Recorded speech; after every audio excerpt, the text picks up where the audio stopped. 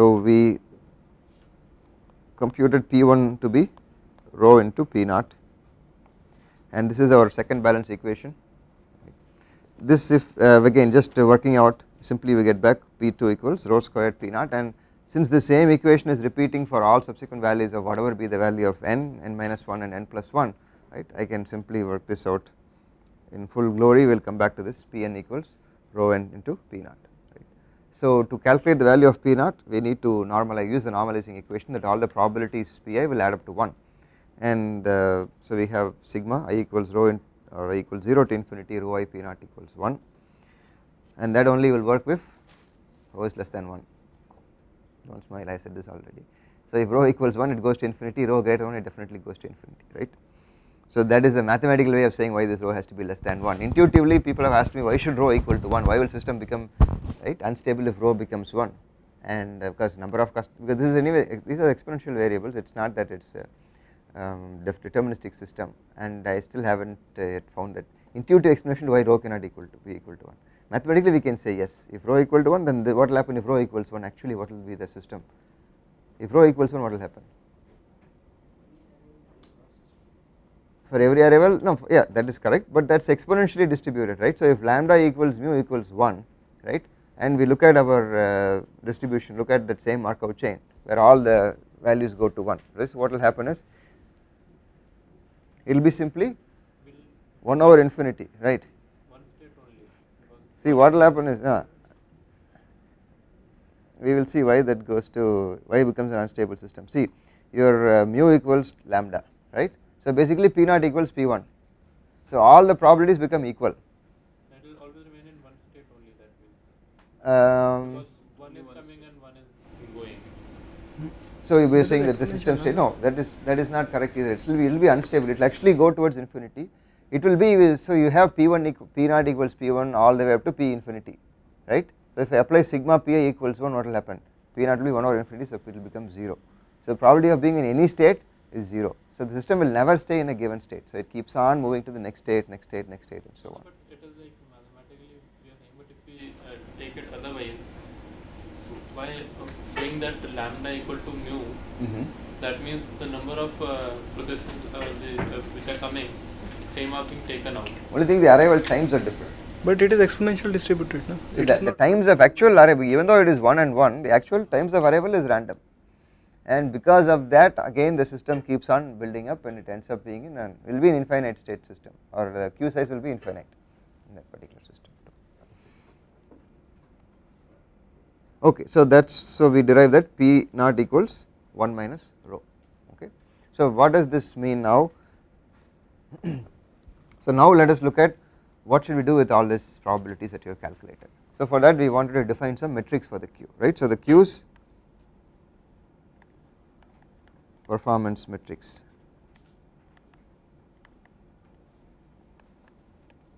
So 1, so in terms of the customer there is a delay, right, we said average delay,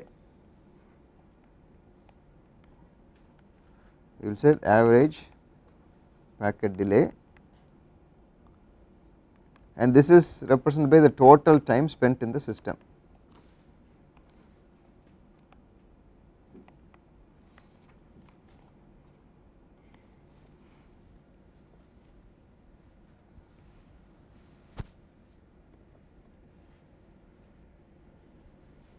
Okay, so total time from arriving to the system to departure from the system, entire time spent in the system is 1.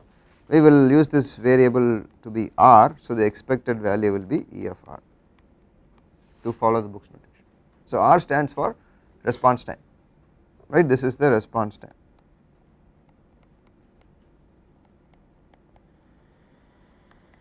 So what is this E of R, so that we need to complete. Then we also would want to know what is the waiting time in the system, because the service time for a particular customer we know it is 1 over mu, because mu packets per second or mu customers per second are being serviced, so the average service time is 1 over mu, right. So therefore each customer we know it is 1 over mu, we are sometimes interested in the waiting time of a particular system. So in some cases what will happen is, in some systems the waiting time will be less for one system compared to the other, but the total time will be different, right. So we have to look at sometimes waiting time also. So this is the average waiting time.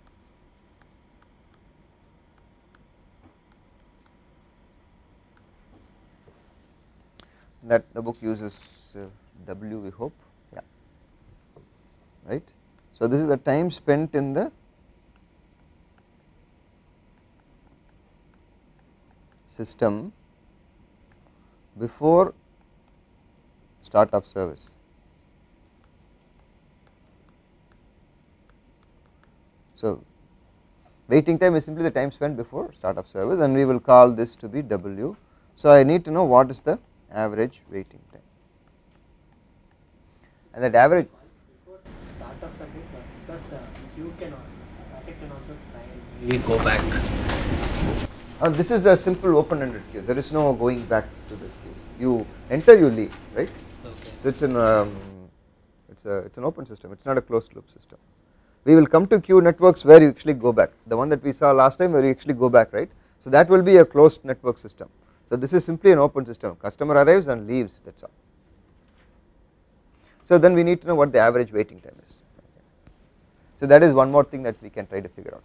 And then another metric. So this relates to buffer size. So again, looking at the system, you would like to know what is the average occupancy, average buffer occupancy, right?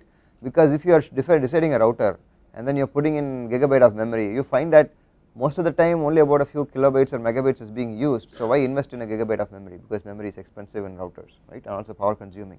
So you sometimes want to know what is the average number of customers in the system, average number of customers in the queue, right. Number of customers in the system equals the ones waiting plus the ones being serviced, or the average number of customers simply waiting in the buffer, right. That is also some things we should look at. Okay.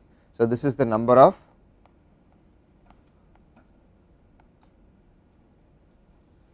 customers in the system,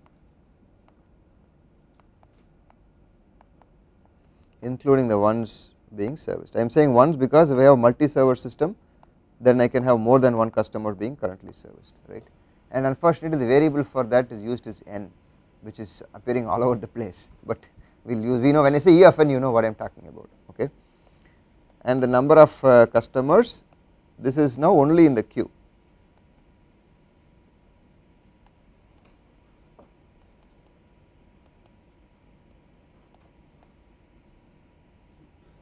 This is just the buffer occupancy. Okay. So what is the average number of customers simply sitting in the queue? That it is called NQ.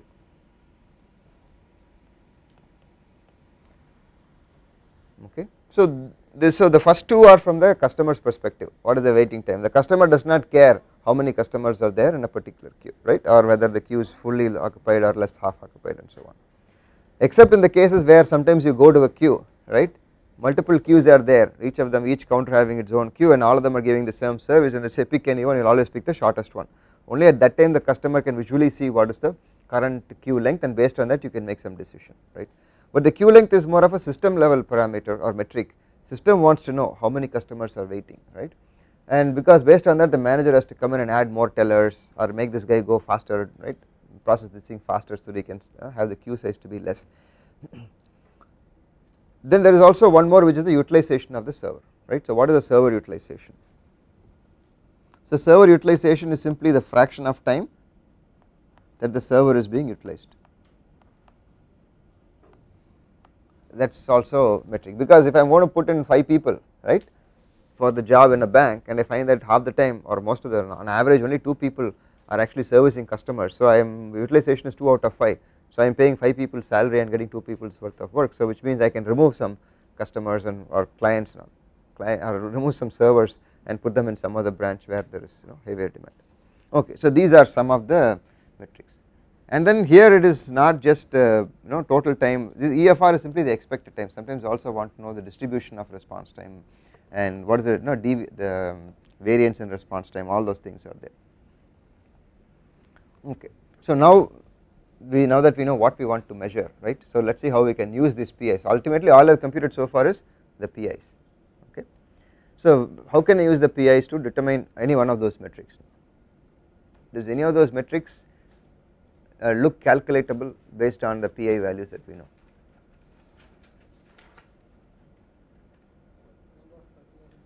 the number of customers, right. At every state I know in state n there are n customers in the system. So therefore I can first compute E of n.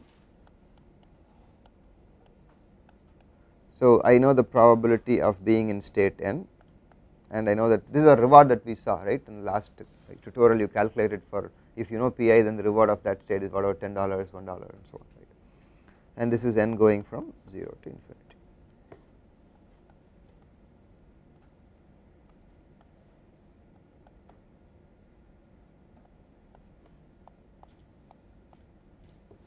Again rho should be less than 1.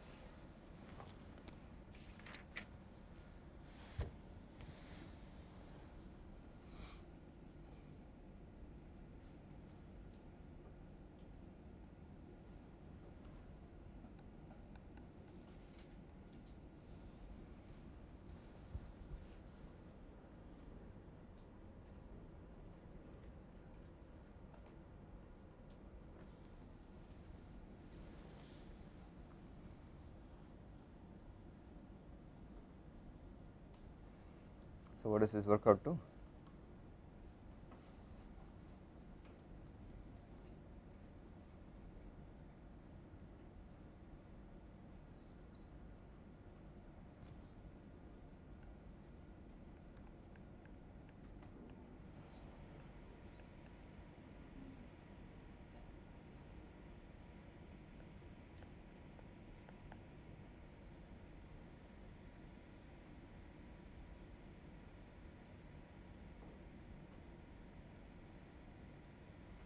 So this again is similar to the geometric variable derivation, so we will not go through all that, but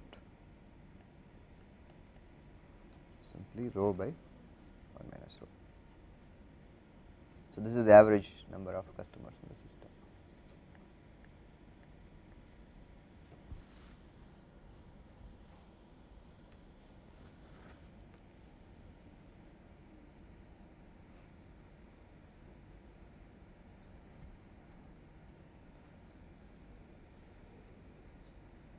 So we have found something, one metric, right. So well, good thing is it's closed form. So we, okay. Now what else can I derive? How do I go forward?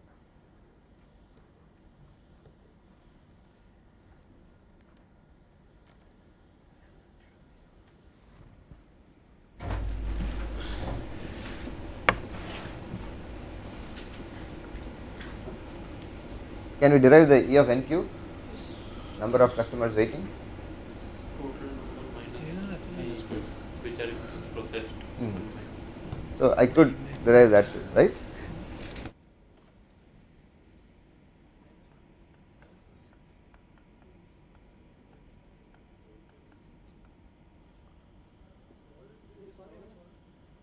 won't be this minus 1. It won't be minus 1? I'm asking. Which So if I am in state n with 5 customers, what does it mean? There are 4 waiting and 1 being serviced, right, because the MM1. So it is always n minus 1, so into Pn, right, except that n goes from 1 to infinity, because n equals 0 there is nobody waiting. So your summation goes from 1 to infinity, which you can derive like, right. So we can go through the derivation for this one too, yeah, which will turn out to be rho squared by 1 minus rho. Yes, you are saying something? This after simple derivation you will get, okay. So this is something also that we can derive. Okay, now what do we do? Now what is the utilization of the system? How or what fraction of time is the server being utilized?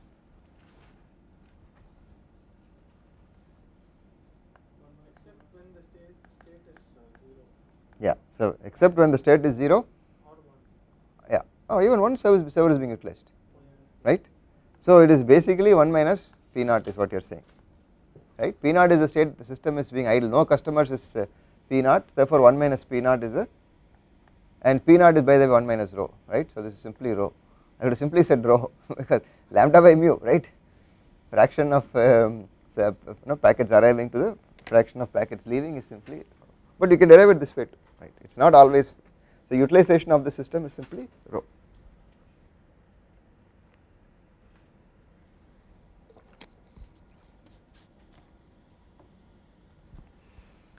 Now we want to calculate delay. So how on earth we are going to get a delay? So far there is nothing that gives us delay for a particular packet, right. So for that we need to take a sidetrack and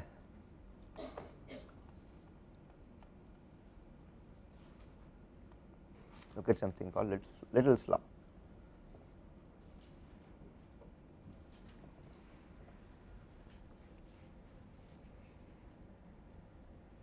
Okay. So you look at any system as a black box and let the system have sub blocks also inside.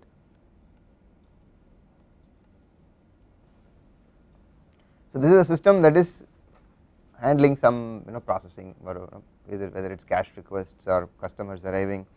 So into this black box I have customers arriving at rate lambda. Okay. So lambda is the rate of something entered. This is not even Poisson, nothing, it is simply plain lambda, right.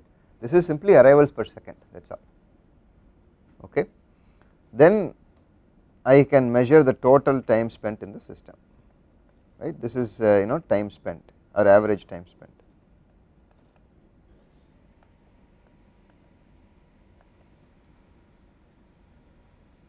So I enter the system, I spend some amount of time, right, which is we will call that T,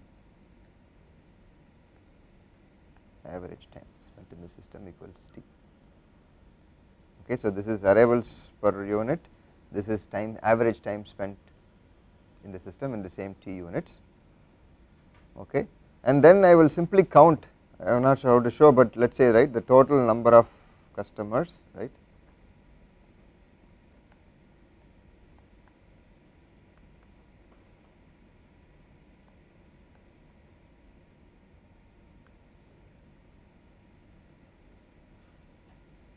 At a given point in time. So we will do it. Okay. It's the average number of customers. Okay. So call this N.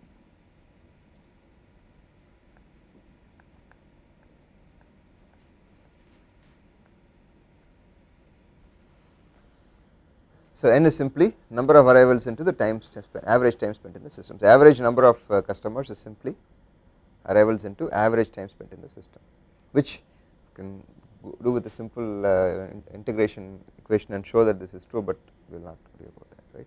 So all I need to know is, if I know the arrival rate and if I know the average time spent in the system, I can compute the average number of customers in this black box, or vice versa. Any one of these, any two of these I have, I can calculate the third one, and this is true of even sub blocks. So if the sub blocks, right, also I can apply the same thing. So for any subsystem inside the system, even for that, if I say this is N1, right, this is N1 lambda 1 T1. So for all sub blocks also this relationship holds. So in general any black box where customers are being handled, this rule will apply. So if this is N2 equals,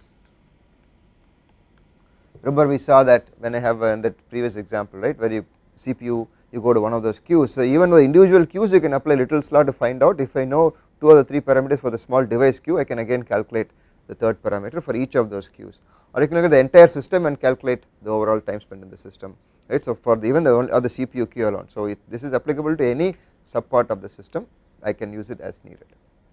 Okay. So this Little's law is what will now help us move forward after that E of n q. No, there is no assumption on the distribution at all. Yeah, yeah.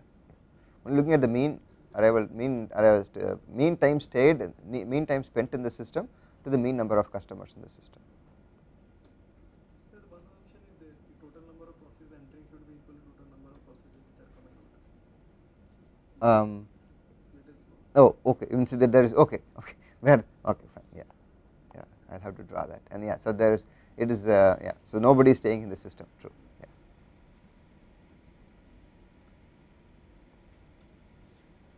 Okay, so with that Little's law now I can start equating. So E of n, right, is the total number of customers in the system, that is now equated to total arrivals to this Q into the average response time. The average total time spent in the system is R, right. So, E of n equals lambda into E of R, and E of nq equals lambda into E of. So, this is nq is W, right. So, nq is the number of customers in the queue and W is the time spent in the queue. So, therefore, E of nq equals lambda E of W.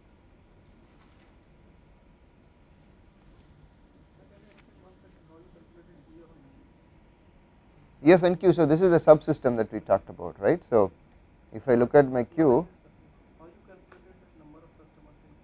oh how, oh okay, let me just draw this picture for the sake of completion. So, this is E of n and then E of R, this is lambda. This little part of the system where excluding the server is where your E of nq and E of W apply, right. To both systems there are packets arriving at rate lambda, right, and there is no packet dropped in the system. Lambda is effective, all the packets enter this queue and therefore nq and EW can be equated, and likewise E of n and E of R can be equated. Questions? How you got that, sir? Pn. Why So, you are Pn is the multiplying? probability of being in state n. So, when I am in state n, how many customers are waiting for service? State n means I have 5 customers in the system, one is being serviced, right. So, the 4 guys are waiting for service. This will be only true for this case when we have only one server. Yes, correct. When you go to, we can do the same thing, it will be n equals m to infinity, right, and it will be n minus the number of if it is if it is less than m, there will be nobody waiting. If I have 5 queues, 5 servers, then when the system is in state 0, 1, 2, 3, 4, 5, there will be no waiting at all. Only when I go to 6th, when the state goes to 6, will I start having waiting in the queue. So, it will be simply n minus m into Pn, that is all, and n will go from 0 to infinity, or sorry 1 to infinity, right, or rather n plus m, m plus 1. So, sir, when we say it is mu, the service Sorry, time m, dis- sorry. when we say service time distribution is mu, what do we actually mean? That When I say the service time Distribution. is exponential, it's exponential, yeah. So, that again if you, so this is our mu, it means that your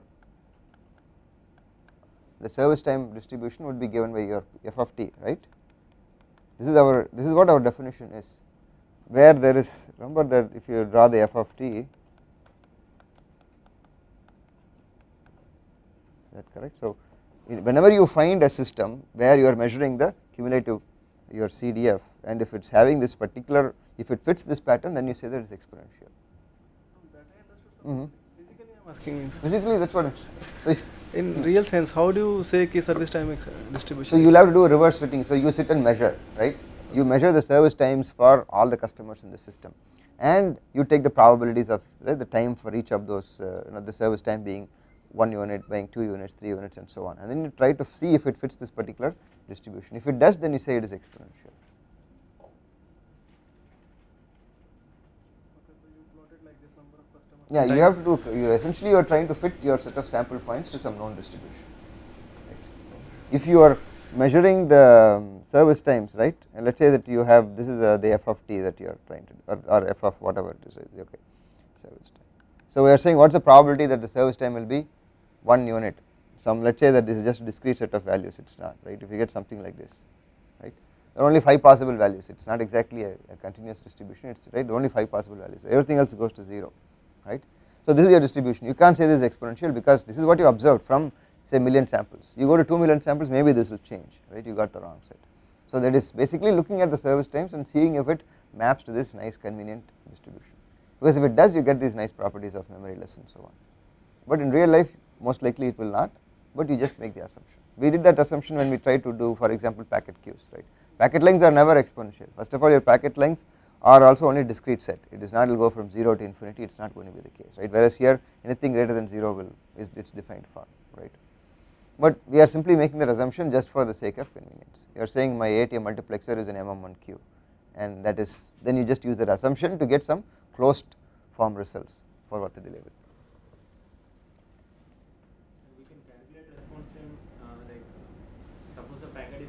the ith state, and the expected time for all the packets to be serviced in that state. Okay. Probability of the packet coming in ith state, entering Okay. in ith state, equal to the steady state probability of the ith state Okay. into the expected time in that ith state, service time for end customers in that ith state.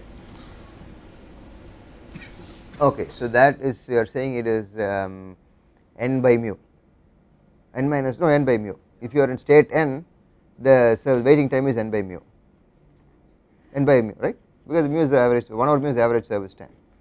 So it is n by mu into probability, steady state probability. Okay. Okay, we will check it out, right, because we can calculate that. Okay, so we will try both ways and see if it gives us the same equation. I have not tried that, but we can try. Okay. So now E of n, or E of n we know, right, E of n is rho by 1 minus rho for rho less than n, then E of r is now 1 over lambda into E of n. So 1 over lambda, and this is no, lambda by mu 1 minus.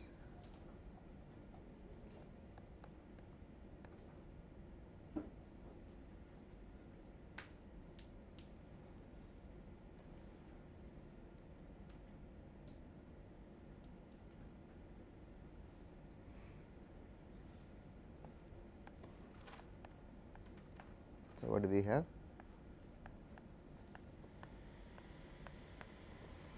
So this is an equation that you should never be able to forget, right.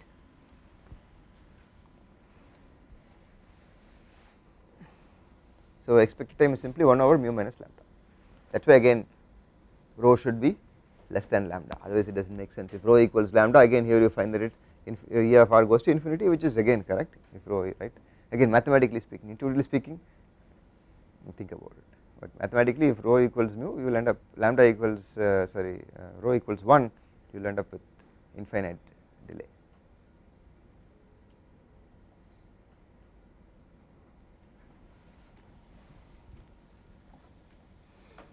Okay.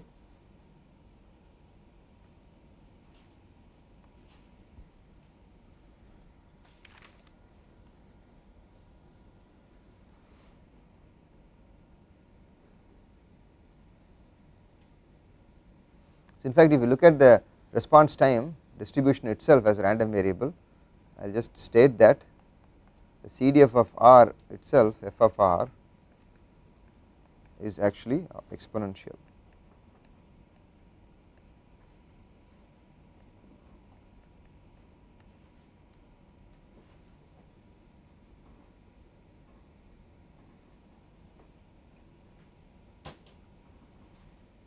Which means the response time is exponentially distributed with parameter mu into 1 minus rho.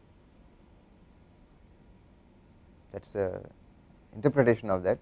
I will just leave it at that for now, let us not go any further along that, but this main thing is this, the delay is, the average delay is 1 over mu minus lambda. Okay. So now you know there is another relationship that exists between E of r and E of w, right. So the total response time is simply the waiting time plus the average service time for this particular packet, right. So therefore I can calculate E of w as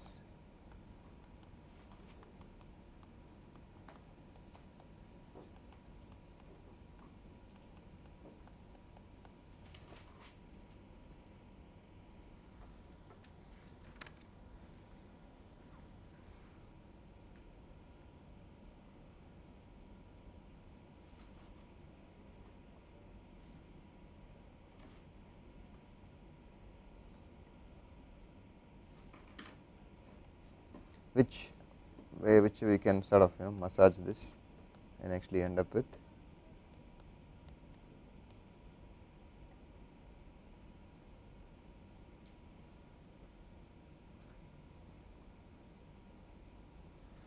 one over mu into rho by 1 minus rho.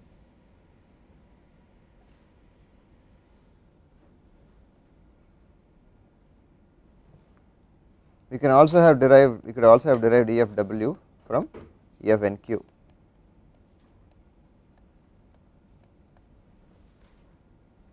Right, EFNQ we said was rho squared by 1 minus rho. They could have applied the same thing, basically 1 over lambda rho squared by 1 minus rho.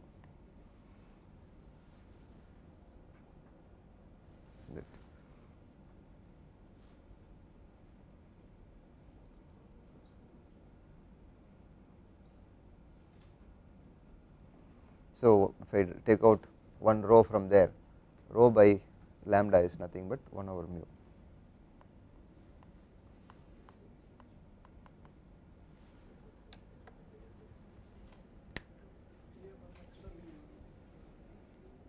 There is an extra lambdas. If you take out one lambda, one rho, you will still have rho by 1 minus rho, and rho by lambda is nothing but 1 over mu. So we can derive it this way. Okay.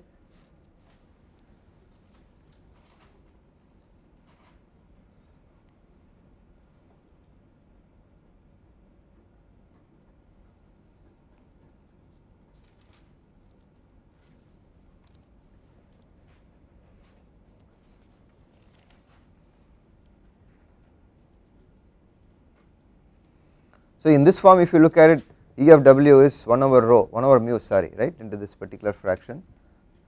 This is one way of looking at 1 over mu, it's easier to remember, but to actually interpret this, I would rather use this one, 1 over mu into 1 by 1 minus rho. So what this says is 1 over mu is the average service time, right, per packet. So the average service time, so the system response time depends, is inversely proportional to your, or actually no, it is, if it is 1 minus rho, then yeah, higher the utilization, higher the delay, is directly proportional to your utilization.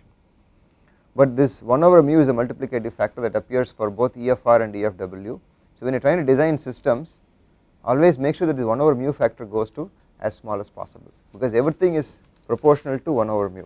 So smaller your service time, which means faster your link, right, faster your server, then your overall response time is going to be much better, will be lower.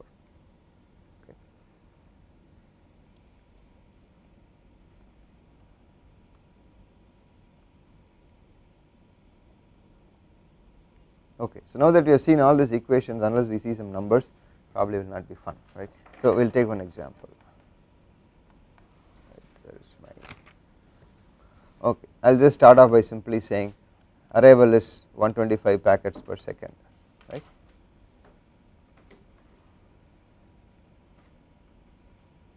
And the average service time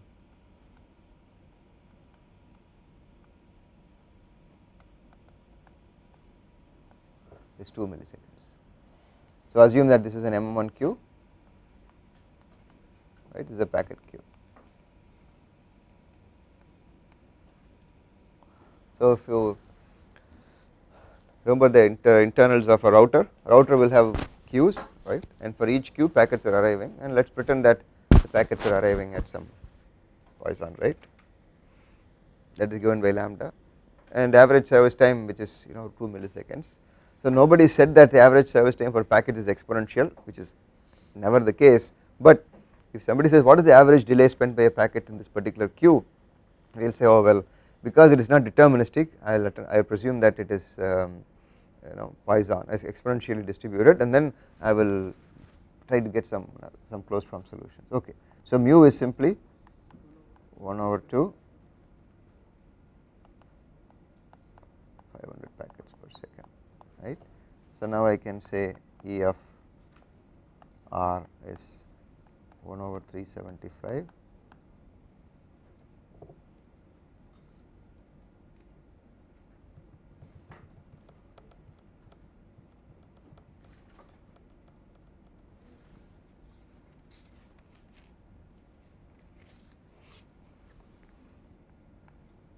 So what is E of R?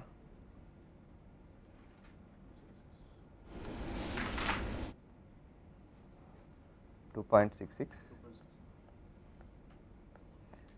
milliseconds. It is good that it is greater than mean service time, right, otherwise something went wrong with the formula. So therefore E of W is simply minus 2, that is 0.66, and so on, right. So E of n is rho by minus rho. So technically we always calculate rho first, but sometimes we ignore the rho and go straight. But anyway, so what is here? So here rho is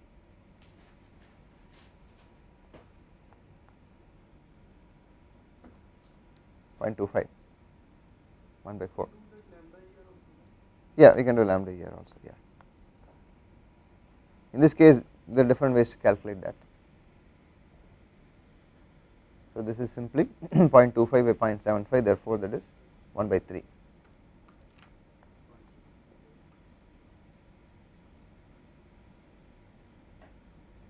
And so on. So now we get a hang of numbers. Now we have the purpose of actually going through all this calculation, right. So either we do not learn about Markov chain, simply use the formulae directly, but it is good to know how we got these so that we can use this for analyzing other systems, right. So these are systems that have been analyzed over several decades ago, but this is the way that you got some of these closed form equations, okay. In fact, there is some other ways of computing, yeah. Okay, there is one more example here. Questions? There is one example here that is interesting. So you should look at this, there is a long list of formulae, right. I am only giving you some of the expressions. So if you go back and look at this box 31.1 on page 525 of.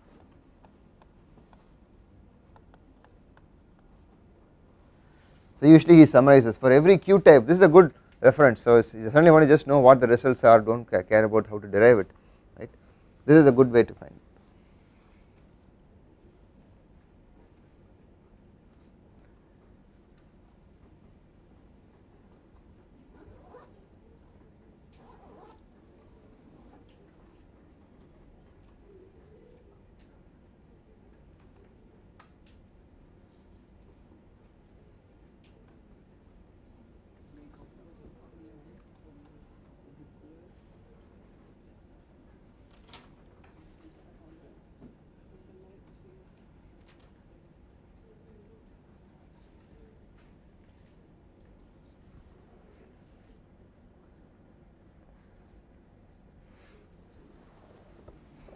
So we only know, for example, the mean delay, right, but what if I want to know the 90th percentile of delay,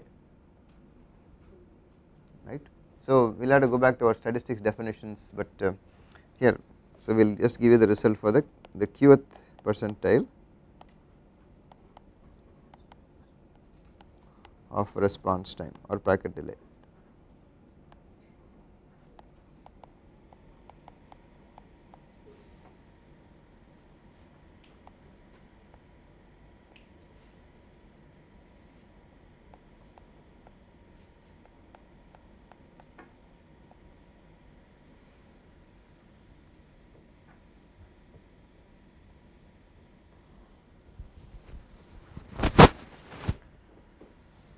So people are familiar with percentiles, right, after having written, right. So if you want to find out, because sometimes the mean delay alone does not tell me much, I would like to know, right, like some sort of worst case delay to see what is going to happen, right, and that gives me some, if I am trying to design some systems, right, for example buffering, I want to know what the average, what the worst case delay is, so buffers are to be proportional to delay, then I try to get some of these estimates.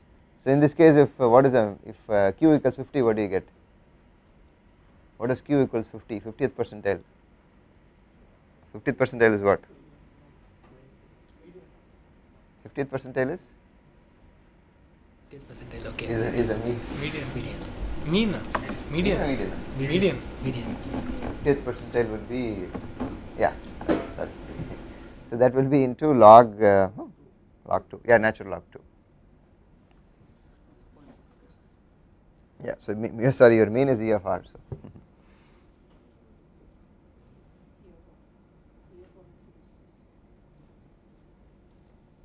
So if you want q equals 90, right, so what is the 90th percentile of delay, so which means that 90% of the times, right, the delay values will fall below this. So that is simply natural log of 100 by 10. So natural log of 10 is 2.3.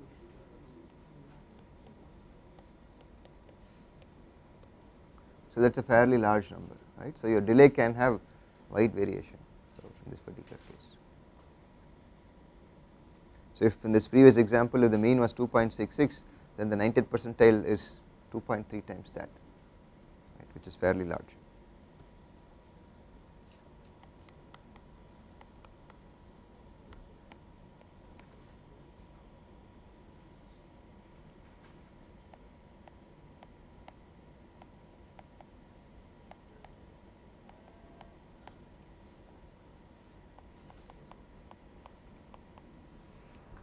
In the previous example, what is 2.3 into 2.66? Use my own calculator.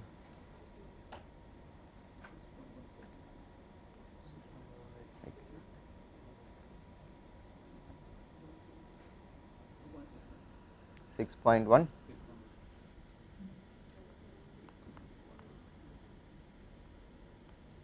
So if the application designer requires to know the worst case delay also, right, then you can get that again here, and again these, because you are making an assumption that it is exponential distribution time for the service and so on, sometimes that is not, so it just gives you an idea of how much will be the worst case delay, right. I can put 95 also and see what is that going to be, and so on. So there are other expressions also here, I just want you to look at them.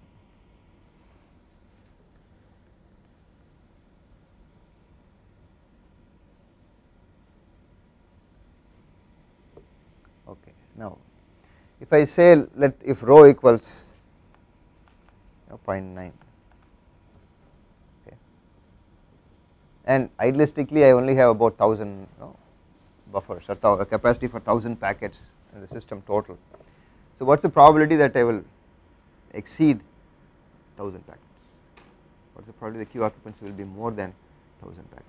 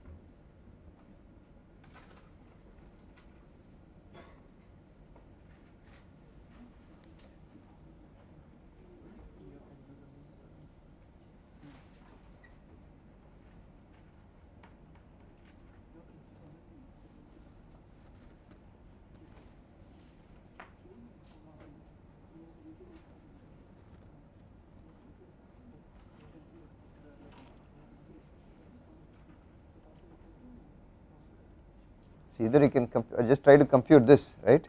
So what do I want? I want to try to, let us say that some n is what I am looking at, right. So probability of there being greater than equal to n customers.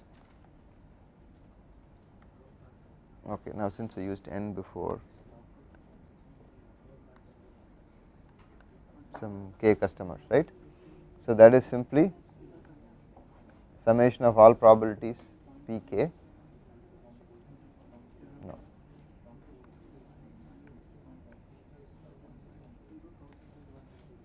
Pn, since we used n going from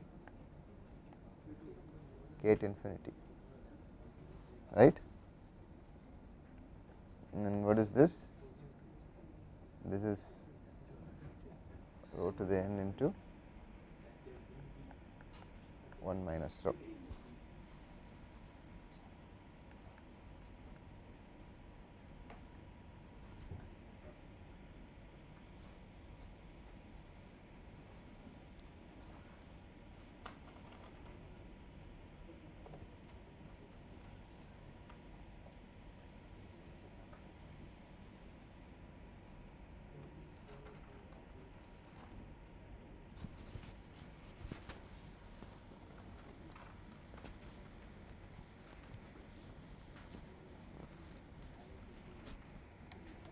So why are we taking it like this? Why are we not taking it like Tn q? This is the probability of, this is simply the probability of that being.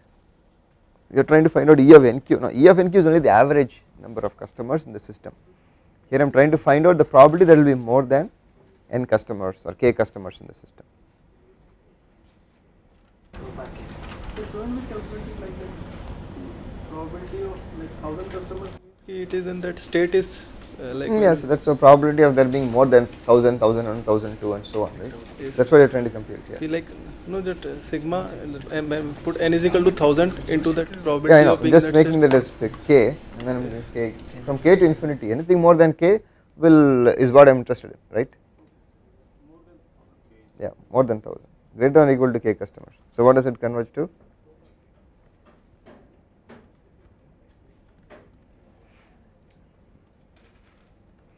So we can also compute that. So in some cases it is easy to find this out, right.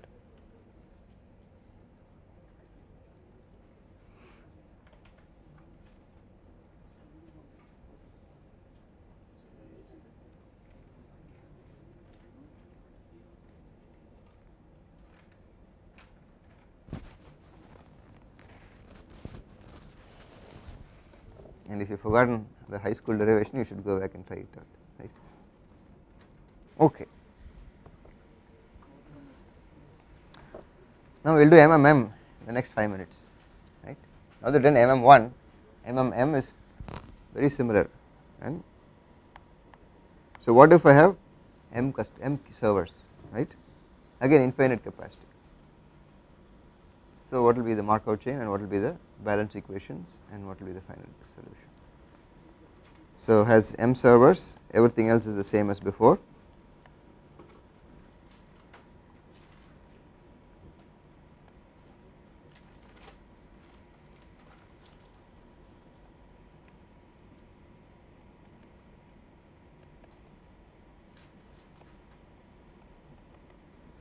Okay. So now the states again go from 0 through m minus m, 1, m and so on. So this transition is still at the rate lambda because there is only, right. So there is one queue being serviced by several clients, there is only one single queue and there are several servers, okay. Now the service return service rate, so if there is only one customer, one server active, right. So what we are assuming is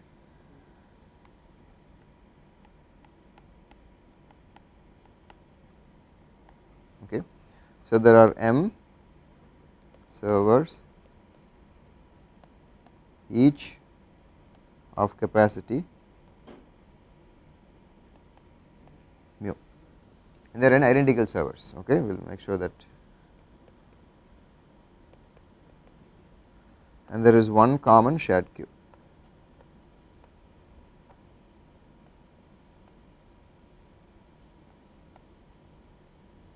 So many times when we go and see queues being arranged, right, sometimes they put separate queues, the service is the same, you can say any teller, right, sometimes they have a common queue, sometimes they have individual queues, and we can look at which of these actually is better, right. So if they are done queuing theory, they have to figure out that one of these two is better, and right, and because if you go to SBF there is a single queue, right, it is they use a token system is a single queue and you just get serviced by the next available server that is waiting, okay. So when I have one server active, the return rate is mu, we have two servers active, the return rate is 2 mu, and this is again similar to that lambda 1 plus lambda 2, same, right.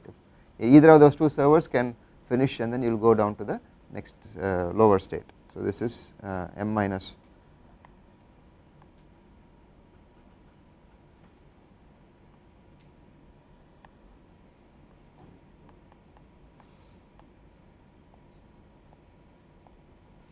then subsequently after m you only have m servers active, so it will be always b and so on.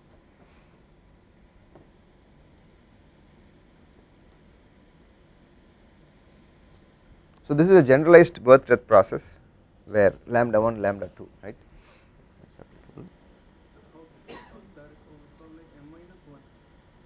Means like for example from 2 to 1, why can it only come to 1 if there are two servers? They Because can you are finish. looking at, as long as either of those two servers finishes, you come down to state 1. But they can simultaneously also finish. It can come to 0 also. That assume that there is a, it's a two-step process, right. That is where your memoryless thing again comes in. So you go from 2 to, okay. In birth, understood. So why that is like this only? Okay. Yeah. Because this is the effective rate of transitioning from two servers to, from two customers being handled to one customer being handled, okay.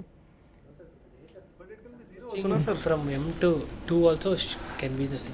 From, Say suppose you have 2 customers in this thing, what is the rate at which I can go to 0 customers? It can It will still be also. 2 mu.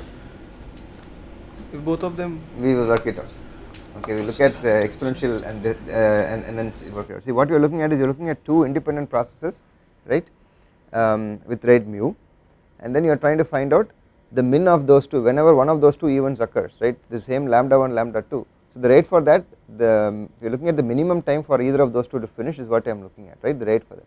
That is again exponential with rate mu plus mu equals 2 mu, that is what it is coming to, okay, right.